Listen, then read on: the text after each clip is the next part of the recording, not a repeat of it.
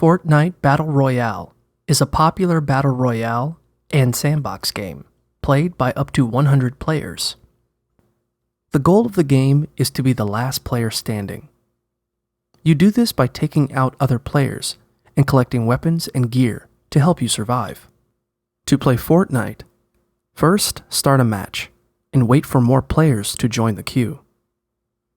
Once the game is full, you'll automatically be placed in an airplane. Jump out of the airplane and parachute to any location in the area. Then, start searching the area and collecting weapons and items. When you encounter other players, use the weapons and items in your arsenal to take them out. If an opponent takes you out first, you're out of the game. Keep an eye on your map so you know where the active playing zone is, which is shown as a circle on the map.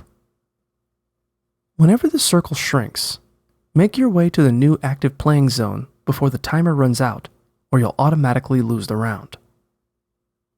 Continue searching for items and taking out opponents until another player takes you out or you're the last one standing. If you make it to the end and you're the last player, you win the game.